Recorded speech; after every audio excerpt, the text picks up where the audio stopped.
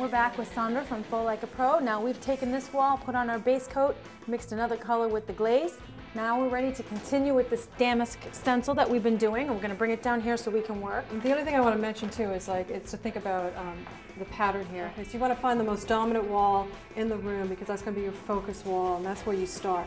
Find the center, figure out how many of these are going to go vertically. So this stencil is great because it actually picks up another part of the stencil. So yeah, see what we're doing there? We're just lining it up there. Now I've got two colors. They have glaze in them, are ready to go. And this is a hog hair pointed brush, wonderful to do stenciling with. So I'm going to pick up the beige first, and what I'm going to do is I'm going to just sweep right through the entire stencil. Even the section you're going to do green after? Yeah, where I'm going to do the green is through the center and on the flower, so I'm just going to use a very little beige at this point.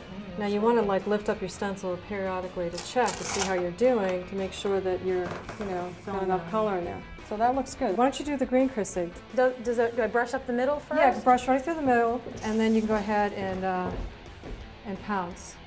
See the green going in there? Now notice that we're working wet on wet. So we've got two colors blending into one another, which is really nice. Now this goes pretty quickly. I mean, you could actually have 2 or 3 stencils set up and just go from one stencil to the next. You could work with somebody doing this, All right, now this is actually an easy process because if anybody has any questions, you have this recipe card which explains step by step. Yeah. All right, let's check it out. See what we got going. Oh, that's really cool. Okay, now when we first get started, we get a little bit of a bleed going on. Now the way to eliminate those is real simple. I don't want you to take it off and start again. All you need to do is get a fresh cotton rag and just tap.